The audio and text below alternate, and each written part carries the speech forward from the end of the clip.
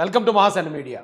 పవన్ కళ్యాణ్ గారిని టార్గెట్ చేసి జగన్మోహన్ రెడ్డి గారు ఒక హై స్టాండర్డ్ గేమ్ ఆడుతున్నారండి.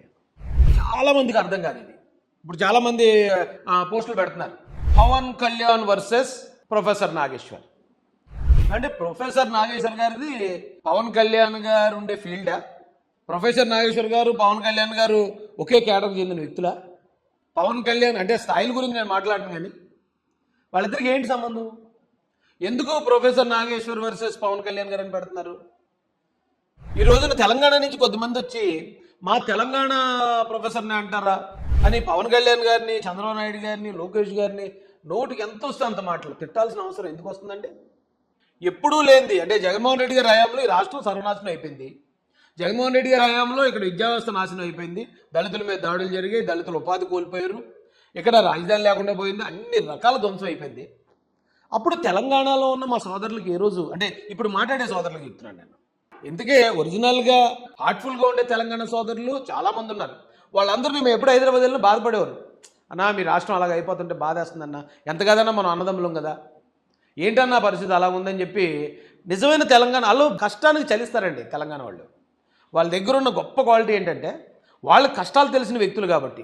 ఏదో సినిమాలో చెప్తాడు, గాయం విలువ తెలిసినట్టు సాయం చేస్తాడు. తెలంగాణ ప్రజలకి గాయం విలువ తెలుసు, కష్టం విలువ తెలుసు, అవమానం విలువ తెలుసు. కాబట్టి ఎవరైనా అలా అవమానం పడతా ఉంటే టక్కని కరిగిపోతారు. వాళ్ళు టక్కమని కరుగుతారు, వెంటనే వాళ్ళకి ఓదార్పునివ్వాలి, వాళ్ళకి సాయం చేయాలనుకుంటారు. అంత గొప్ప మెంటాలిటీ తెలంగాణ ప్రజల్లో ఉంది. ఎందుకంటే నేను చెప్తున్నాను, ఇప్పుడు ఆంధ్రతో పోల్చుకుంటే తెలంగాణ ఎలా లేదన్నా కొన్ని కష్టాలు పడ్డ బ్యాక్గ్రౌండ్ నుంచి వచ్చిన వాళ్ళే. ఆంధ్రాలో చాలా పొలాలు ఉండటం, పంటలు బాగా పండటం, లేకపోతే మరోటి కారణాలతో చాలామందికి కష్టం విలువ తెలియదు, పోరాటం అంటే ఏంటి తెలియదు. కానీ తెలంగాణ అలా కాదండి. గడీల రాజ్యం నుంచి కూడా వాళ్ళు తిరుగుబాటు ఎగరేయటం, అంటే ఓ తిరుగుబాటు పోరాటం ఎక్కడి నుంచి వస్తుంది? పక్కోడి బాధ చూసిన దగ్గర నుంచే కదా. అలా ఉండే గొప్ప వ్యక్తిత్వం తెలంగాణ వాదుల్లో, తెలంగాణ ప్రజల్లో ఉంది. కానీ ఇప్పుడు సడన్గా కొంతమంది మేము తెలంగాణ వాళ్ళం, మా ప్రొఫెసర్ గారిని అవమానించారు, ఇక్కడికి పలానా పార్టీలో ఎలాగొస్తారని కేవలం కూటమి పార్టీలను టార్గెట్ చేసి తెలంగాణ వాదాన్ని అడ్డు పెట్టుకుని వాళ్ళు మాట్లాడే మాటలు నాకు చాలా ఆశ్చర్యంగా ఉన్నాయండి.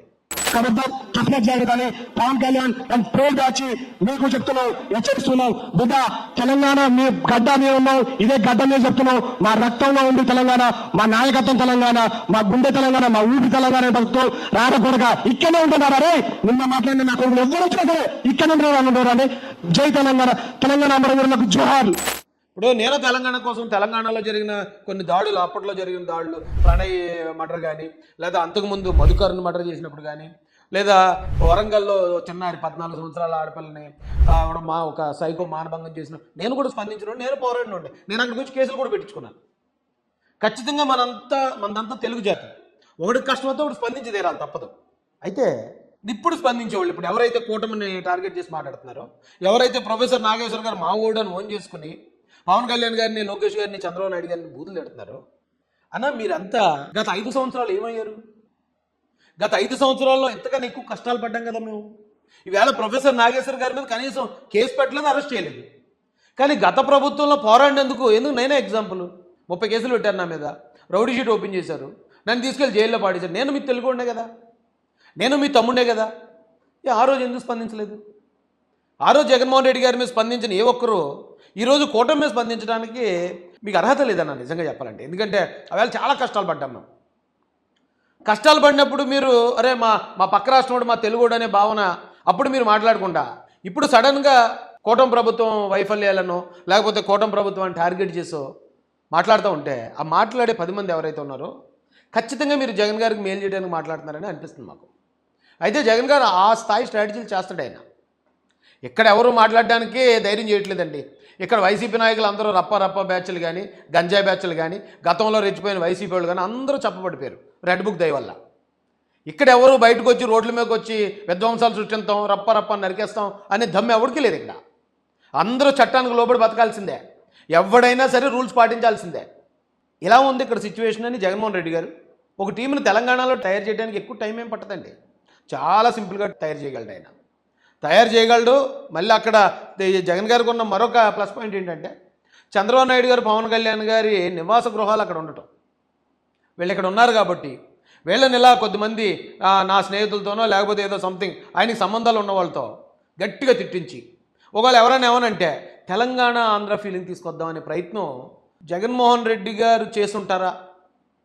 ప్రశ్న అడుగుతున్నాను మిమ్మల్ని. చేసుంటారు అనిపిస్తుందా? మీ మైండ్ మీకు ఏం చెప్తుందో ఆలోచించండి. ఎందుకంటే ఇదే ప్రొఫెసర్ నాగేశ్వర్ గారు కమ్యూనిస్ట్ బ్యాక్గ్రౌండ్ నుంచి వచ్చాను అన్నాడు. మనం కమ్యూనిజం భావజాలం అనేది విస్తృతమైంది యాక్చువల్గా. కానీ పేదరికమే కాదు, ఏ రకమైన సమస్యనైనా కమ్యూనిస్టులు ఉండడం వల్ల హక్కుల కొరకు పోరాడతారు. ఎగ్జాక్ట్లీ, ఇది ఒక నమ్మకం. కమ్యూనిస్ట్ బ్యాక్గ్రౌండ్ ఉన్నవాడికి కులం, మతం, ప్రాంతం అనేది ప్రతి దానికి అతీతంగా ఉంటారు వాళ్ళు. చాలా ఉన్నతంగా, చాలా ఆదర్శంగా ఆలోచిస్తారు వాళ్ళు. అలాంటి బ్యాక్గ్రౌండ్ నుంచి వచ్చిన పెద్ద మనిషి ఈ రోజున ప్రాంతాన్ని అడ్డుపెట్టుకున్నాడు. నైతిక మరణం ఇది ప్రొఫెసర్ నాగేశ్వర్ గారికి. 200% ఇది నైతిక మరణం అండి.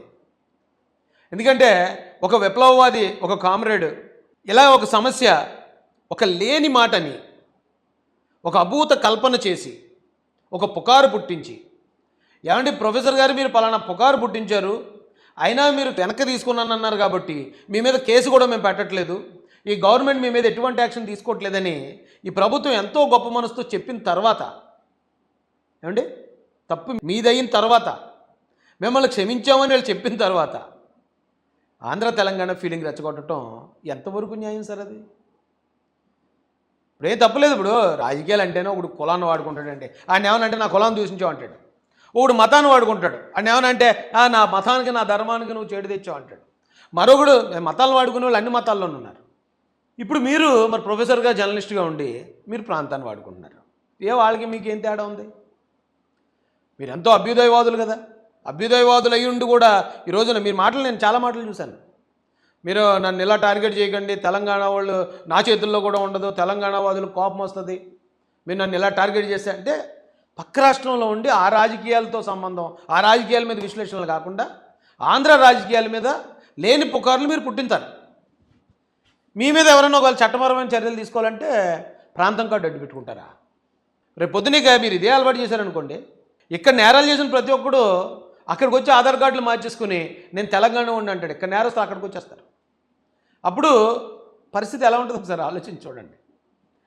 తప్పు చేయటం ఎందుకు, తప్పుడు మాటలు మాట్లాడడం ఎందుకు, మీ క్రెడిబిలిటీని మీరే పాడు చేసుకుని మీ వ్యక్తిత్వాన్ని మీరే చంపుకోవడం ఎందుకు?